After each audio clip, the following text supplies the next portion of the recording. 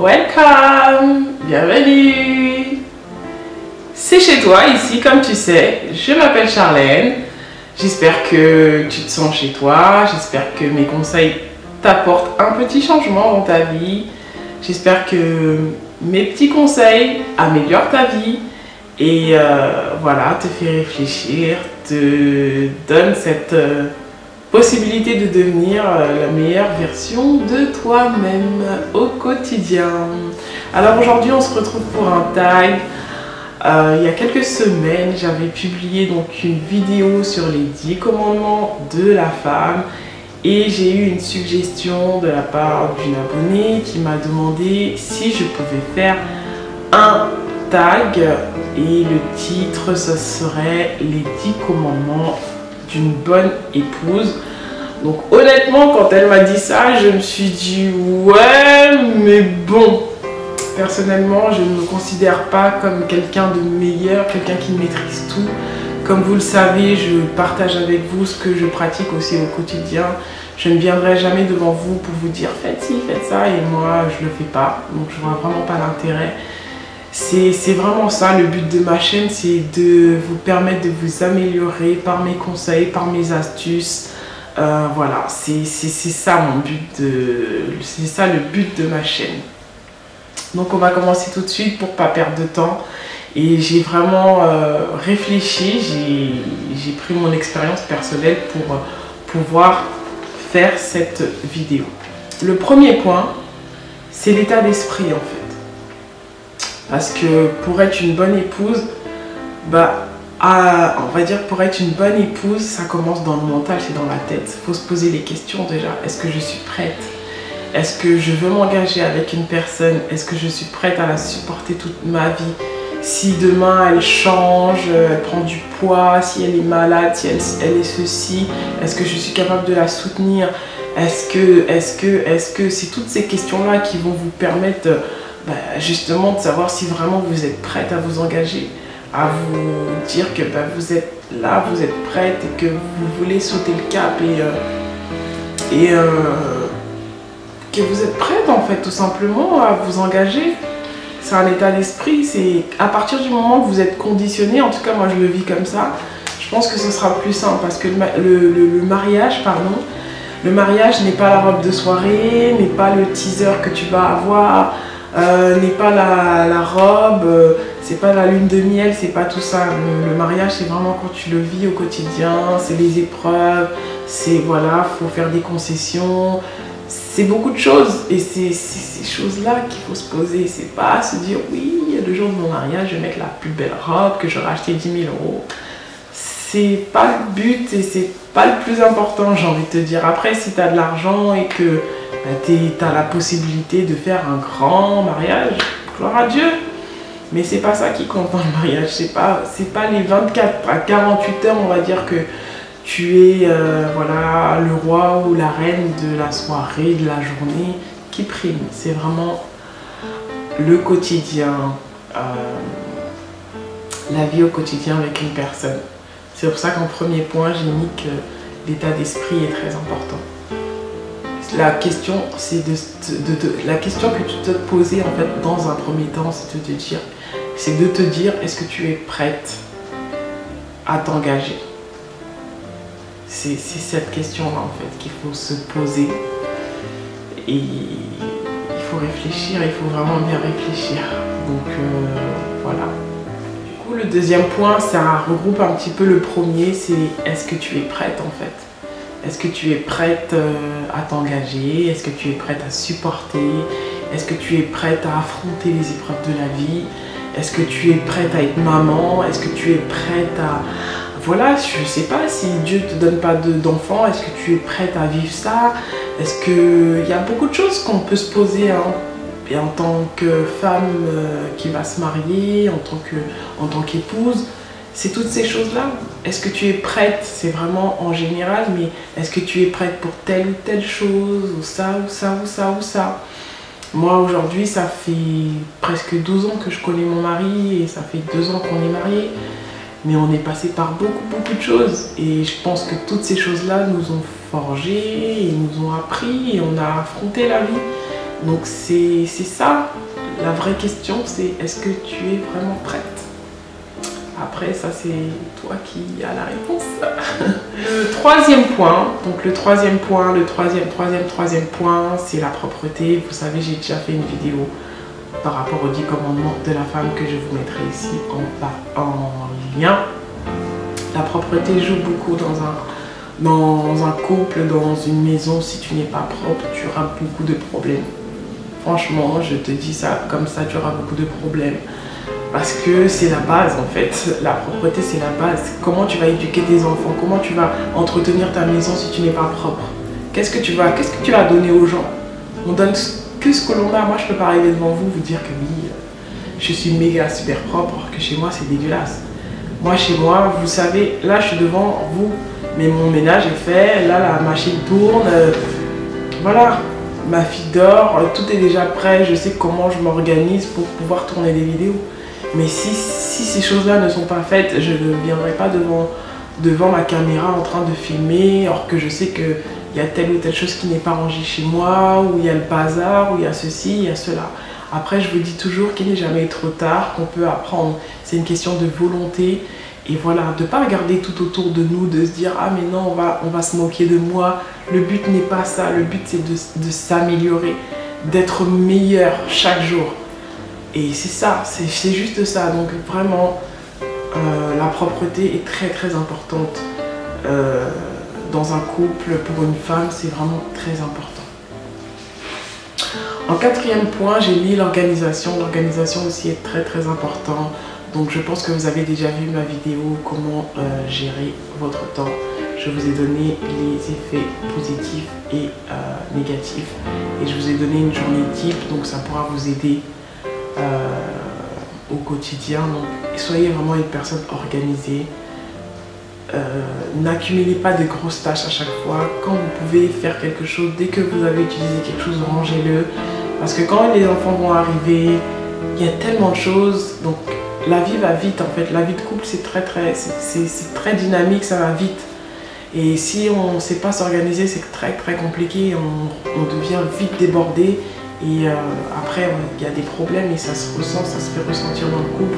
On est énervé, on crie sur les enfants. Surtout si vous travaillez, vous n'êtes pas à la maison, donc ça demande vraiment de la gestion. Donc l'organisation est très très importante dans la vie d'une femme et d'une bonne épouse, vu qu'on est dans cette vidéo là. En cinquième point, j'ai mis l'éducation. L'éducation est très très importante. Pourquoi l'éducation? Parce que c'est vous qui allez transmettre votre savoir à votre enfant. Alors si vous n'avez pas des bonnes bases, ça va être compliqué. Ça va être très très compliqué. Donc l'éducation est très très important. Parce que l'éducation, c'est, moi je dis c'est la base. Hein.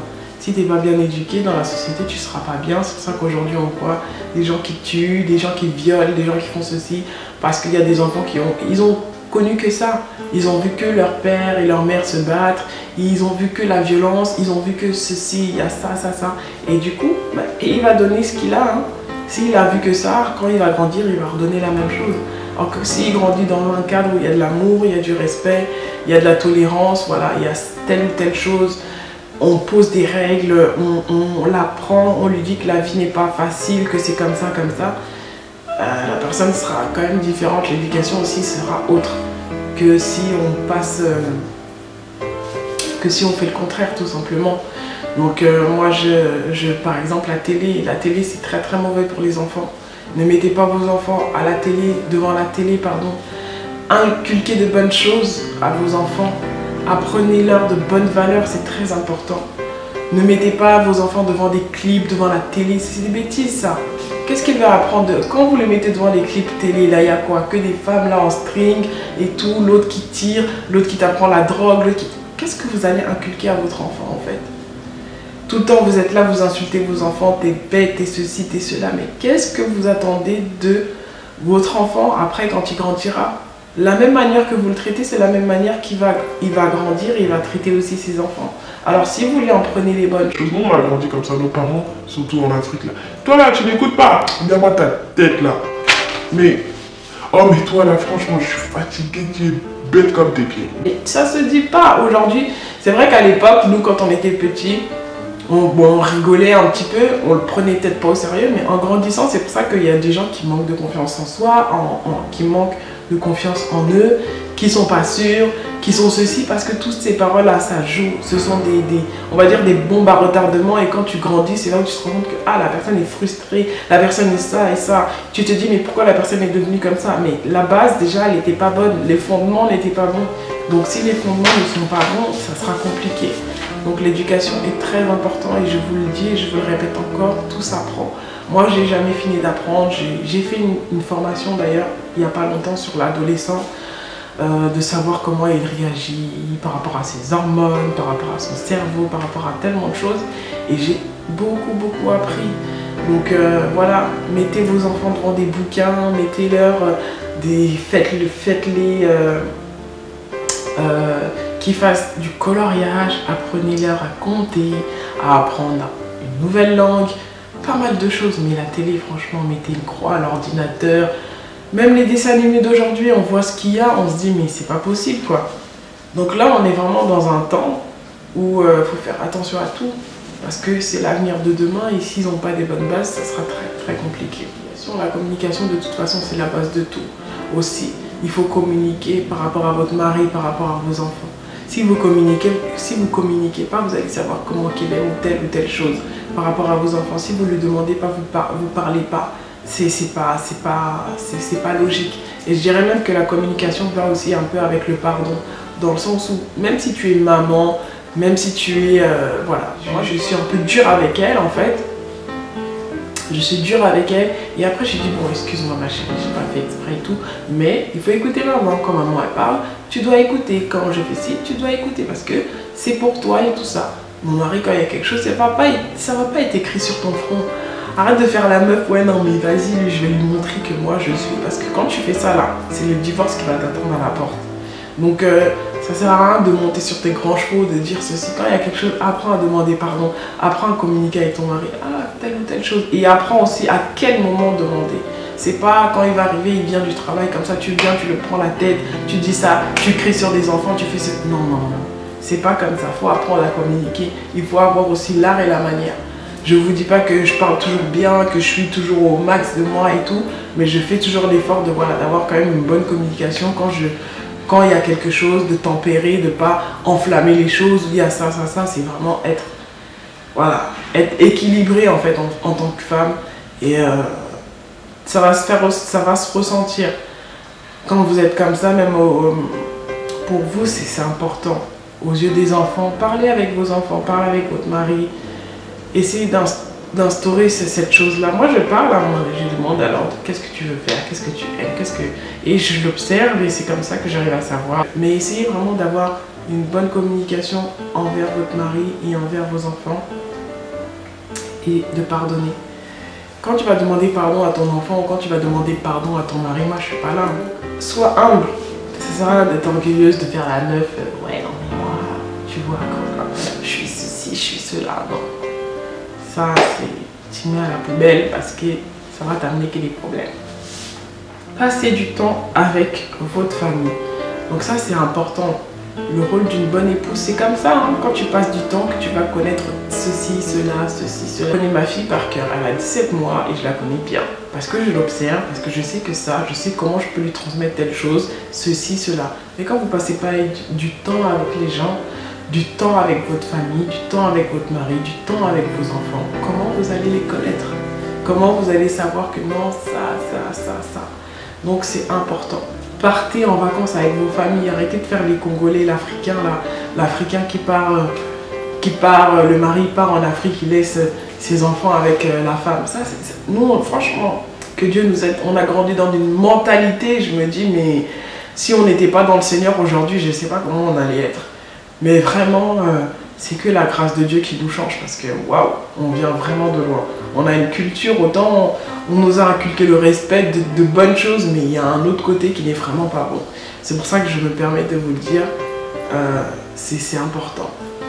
Partez en vacances avec vous. Moi, je suis une maman kangourou, ma fille, mon mari, ils sont avec moi. C'est ce qu'on a instauré à la maison, on part en vacances tous les deux. Sinon, on part pas. Et voilà, et on est très bien comme ça. Voilà. Et les gens disent oui, non, mon mariage était maman kangourou, si tu ne veux pas tirer. Apprécier, planifier toutes ces choses, c'est possible. Même si vous ne gagnez pas beaucoup, mais quand on veut quelque chose, on peut. C'est juste une question d'organisation. Moi, je m'organise. Moi, je dis à mon mari, chaque année, on va partir quelque part. Que ce soit loin ou à côté, on va partir quelque part. Parce que les vacances, c'est très, très important dans un couple. C'est très important dans la famille. Ça va vous rapprocher. Ça va faire plein de choses. Peut-être à l'œil nu, comme ça, on ne voit pas, mais c'est un bol d'air. Vous changez, ça fait du bien. Même une semaine, même quelques jours. Pensez à le faire, c'est vraiment très très important et ça va aussi beaucoup vous aider. La cuisine, tantine, tonton, jeune fille, yaya, tout ce que tu veux, maman, j'ai appris. Après, c'est vrai que j'ai appris depuis l'âge de 9 ans à préparer parce que ma mère, elle partait souvent, donc je m'occupais de mon petit frère. Même si je préparais bancalement là, même si c'était à moitié cuit, mais c'est comme ça que j'ai appris parce que je préparais pour mes frères, mes soeurs et tout. J'ai appris à coiffer mes cheveux à 9 ans, donc j'étais très très dépendante, très très jeune. Après j'ai un peu laissé, j'ai repris, mais il y a tellement de choses qui peuvent t'aider à apprendre à cuisiner. Si tu sais pas, demande à ta mère, à ta soeur, demande à une tantine. Si tu as honte, regarde une vidéo sur YouTube, il y a tout. Aujourd'hui, il y a Marmiton, il y a Test Club, je sais pas quoi, il y a Chef Club, Taste Made. Sur Facebook, tu as tellement de choses qui peuvent t'aider à préparer. Donc, c'est important. C'est quand tes copains, copines, oui, on va manger KFC, on va manger McDo. Et quand tu rentres à la maison, il n'y a pas KFC, il n'y a pas McDo. Hein. Ah oui. Parce que si tu es avec un homme qui aime manger les plats de chez lui, tu connais pas, tu vas faire comment? Tu vas pas lui présenter des KFC, des McDo tous les jours. Il faut entretenir ta relation. Il faut soigner. Il ne faut pas que ce soit toujours la routine. Demain, tu prépares français. Demain, tu peux préparer malien. Demain, tu peux préparer haïtien. Demain, tu peux préparer antillais. Et c'est comme ça que ça va se forger. Ça fait partie d'une bonne relation, d'être de la cuisine. Ton mari, il rentre, il sait que non, moi, je vais manger. Je vais vous donner un conseil que ma tante m'a donné. Elle m'a dit, tu sais Charlène, quand tu vas te marier, n'accepte jamais, ne fais jamais cette erreur-là de ne pas préparer chez toi. Pourquoi? Elle m'a dit, moi comme je suis là, elle m'a dit, même quand je suis malade, j'ai 40 de fièvre, je me lève, je vais préparer. Parce que le jour où ton mari, il va aller dehors, elle m'a dit, là, tu vas faire comme ça pour qu'il revienne. Elle m'a dit, ne fais jamais. Elle m'a dit seulement comme ça. Hein. Elle m'a dit seulement comme ça, hein, parce qu'après copain ça va commencer, après copine, après vous connaissez la suite. Donc elle m'a toujours dit ça, elle m'a dit, même si tu es fatigué, tu t'organises, tu te débrouilles. Ah, elle m'a dit cache, elle m'a dit tu te débrouilles, mais il doit toujours avoir à manger à la maison. Il y a des moments, je vous dis la vérité, je cuisine pas, mais si on doit manger dehors, moi je suis là quoi. C'est pas voilà où je vais acheter, je vais me débrouiller, on va faire quelque chose. Mais faites en sorte, organisez-vous pour préparer, pour toujours avoir un plat chez vous et tout, que votre mari n'ait pas l'habitude de manger dehors et tout, c'est pas bon parce que ça va vous amener beaucoup de choses. Je suis gentille, je vous donne des conseils précis hein, que la tantine m'a donné. Tu vois? Après, il faut pas me dire, oh non, Charlène ne m'aime pas, elle veut pas ci, elle veut pas. Tu arrêtes là hein. Moi, je veux du progrès, je veux de la progression sur cette chaîne. Je veux que quand tu m'envoies un mail, tu me dises oui, Charlène, tes conseils m'ont aidé, tout. Moi, ça ne sera pas pour moi la gloire. La gloire, c'est pour le Seigneur, c'est pas pour nous. Mais au moins, ça me fera plaisir. Je me dis que ah, j'ai ouvert la vidéo, j'ai fait ma vidéo, ça a au moins impacté, ça a changé la vie d'une personne.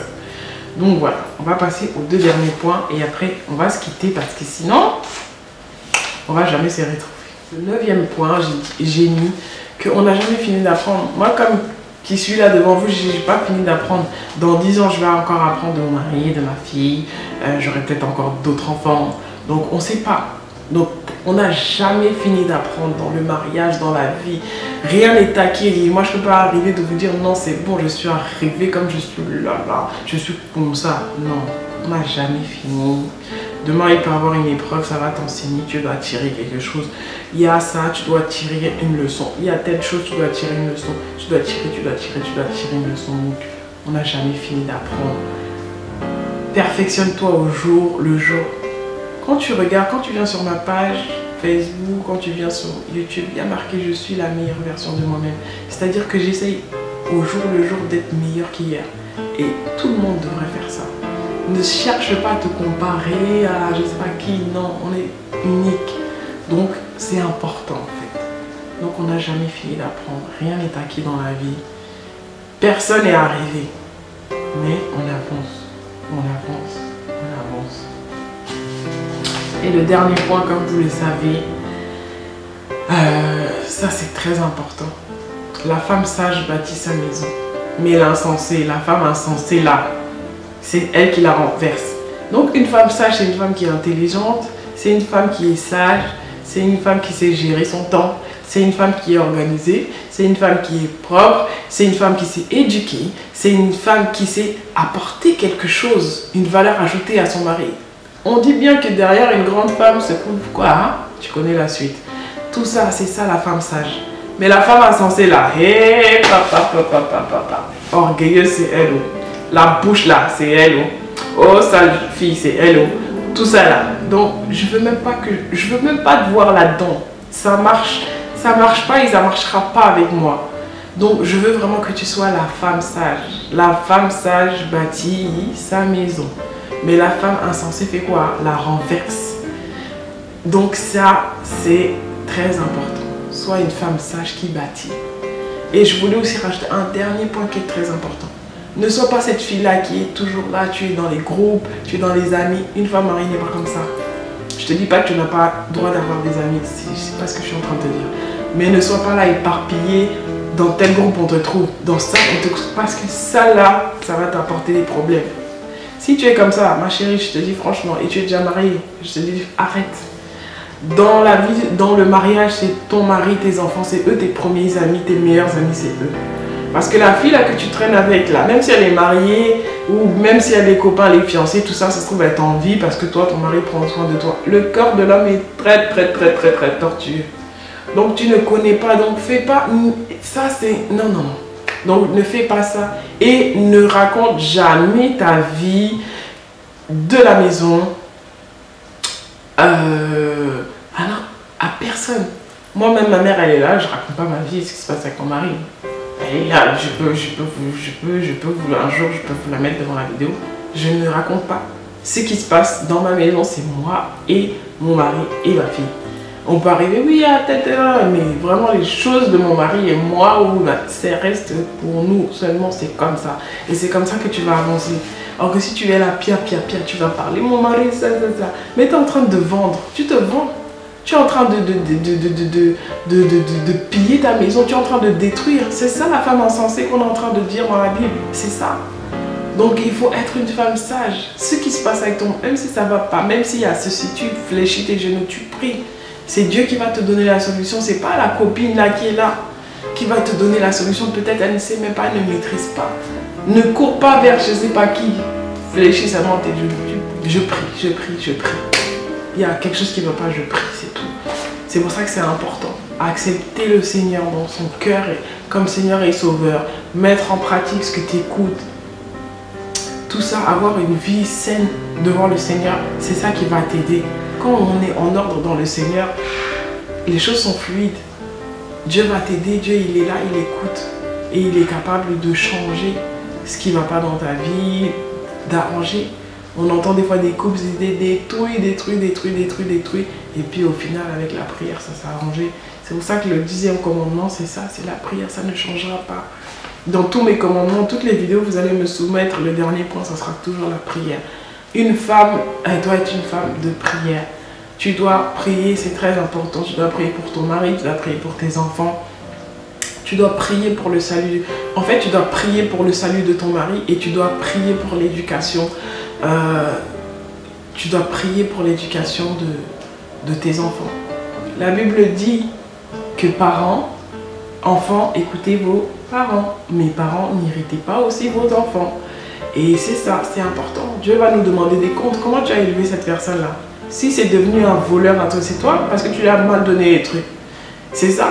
Donc il faut lui transmettre de bonnes valeurs pour que lui aussi à son tour, quand il va grandir, voilà, qu'il sache, même s'il a 10 ans, 12 ans, la vie éternelle arrive.